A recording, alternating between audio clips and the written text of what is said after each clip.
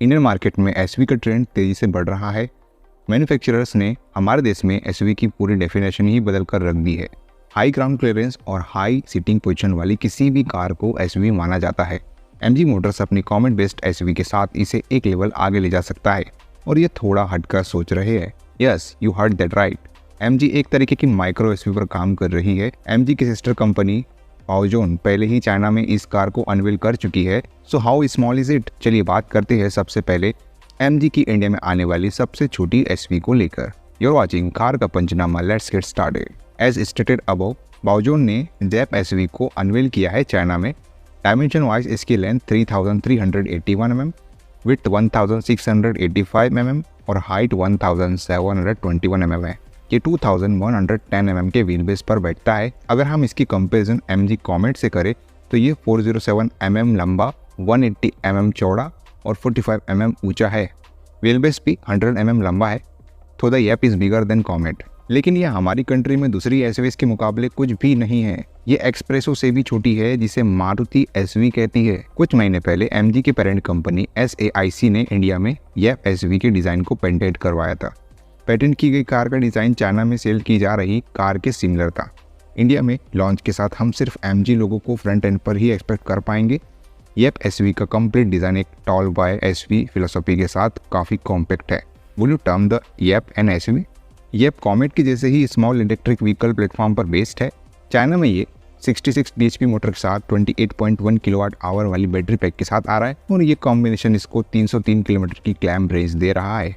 India में हमारी expectation यही है कि स्पेसिफिकेशन कॉमेट के जैसे हो तो इसमें हमें 230 किलोमीटर की क्लैम्प रेंज वाली 17.3 kWh बैटरी पैक मिल सकती है और figure could range in the 40 bhp mark. ये स्पेक्स एमजी को येप की एग्रेसिव प्राइस रखने में हेल्प करेंगे, क्योंकि एमजी पहले से ही कॉमेट के लिए इन स्पेसिफिकेशन को लोकलाइज कर रहा है। इन द इंटीरियर्स हम येप और कॉमेट के बीच मेजर सिमिलैरिटीज देख पाएंगे। मेन डैशबोर्ड, लेआउट, इंफोटेनमेंट और इंस्ट्रूमेंट क्लस्टर के लिए डुअल स्क्रीन के साथ एमजी कॉमेट के जैसे ही फ्लैट है। इसमें 3 spoke steering wheel, glove box और डैशबोर्ड पर कलर्ड एलिमेंट जैसे माइनर चेंजेस है। दूसरे फीचर्स में 360 degree camera, electrically adjustable seats, एक रियर व्यू कैमरा और हीटेड फ्रंट सीट शामिल होंगे। एमजी ने पहले ही डिजाइन का पेटेंट करवा लिया है, लेकिन बहुत कुछ इस पर डिपेंड करेगा कि JSW के साथ एमजी की डील कैसी होती है। एमजी इस एसयूवी को तभी लॉन्च करेगी जब इसे हलोल में अपनी सेकंड फैक्ट्री स्टैब्लिश करने के लिए इन्वेस्टमेंट मिल जाएगा। इसलिए एमजी JSW डील को आगे बढ़ाना काफी जरूरी है।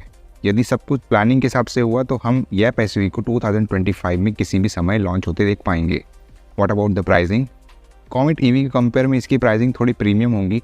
हम 10 लाख से लेकर के 14 लाख के बीच तक की प्राइसिंग एक्सपेक्ट कर सकते हैं। एमजी की JSW के साथ डील जब होगी तब एमजी या एसयूवी को आना ही है। लेकिन मारुति और टोयोटा की दोस्ती कुछ और ही इतिहास रचने की फिराक में है।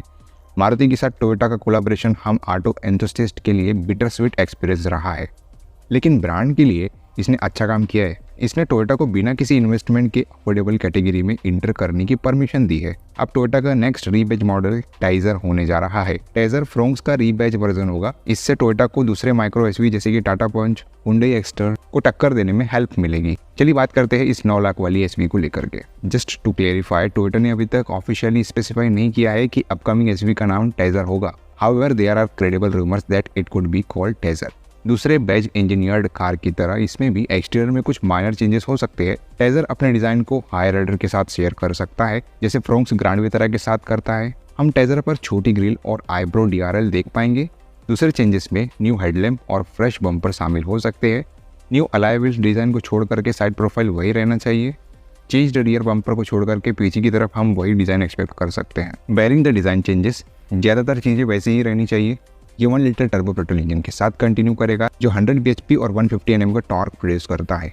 ये इंजन मैनुअल और ऑटोमेटिक गियर बॉक्स के साथ आएगा, जबकि secondary engine 1.2 litre naturally aspirated petrol engine होगा, जो कि 87 bhp का पावर और 113 Nm का टॉर्क प्रोड्यूस करेगा। यहाँ पर ट्रांसमिशन ऑप्शन वाइज एक मैनुअल और एक AMT गियर बॉक्स मिलेगा।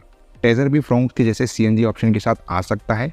Feature wise Taisor 9 inch infotainment system, Arkamys sound system, wireless charging, heads up display, 6 airbag, 6 speaker, rear view camera जैसी चीजें दे सकता है। रिपोर्ट्स की माने तो टोयोटा की अक्टूबर 2023 में ही टाइजर को लॉन्च करने की प्लानिंग थी, लेकिन ब्रांड की तरफ से ऐसा कोई सिग्नल नहीं मिल रहा है कि ऐसा हो रहा है एक्चुअल में। फिर भी हम उम्मीद कर सकते हैं कि टोयोटा इस साल के आखिरी तक टेजर को लॉन्च कर देगी। What about the pricing? Taser की प्राइसिंग 9 लाख रुपए से स्टार्ट होकर के 16 लाख तक जा सकती है। एक बार लॉन्च होने के बाद ये टाटा पंच, हुंडई एक्स्टर, निसान मैग्नाइट और मारुति फ्रोंक्स को भी टक्कर देगी। वैसे एमजी की सबसे छोटी एसयूवी येप के बारे में आपका क्या विचार है, बताइएगा जरूर। और आप कितने लोग चाहते हैं कि टाटा नैनो का फेसलिफ्ट वर्जन आना चाहिए जो कि एमजी येप के इंडिया में आने के बाद अच्छी खासी टक्कर दे सके? टेजर के आने के बाद क्या फ्रोंक्स की सेल्स में इफेक्ट पड़ेगा और क्या टाटा पंच जैसी कार्स को भी इससे खतरा है? कमेंट बॉक्स खुला है, आप बता सकते हैं अपने अपने ओपिनियंस। वीडियो अगर थोड़ी बहुत यूजफुल और इन्फॉर्मेटिव लगी होगी तो इस वीडियो को लाइक कर देना। चैनल पर नए आए हो चैनल को सब्सक्राइब करके जाना, क्योंकि ऐसी वीडियोस आपको हमेशा हमारे चैनल पर मिलती है रेगुलर बेसिस पे। चलिए मिलते हैं अपने अगले वीडियो में, तब तक के लिए बाय बाय, टेक केयर।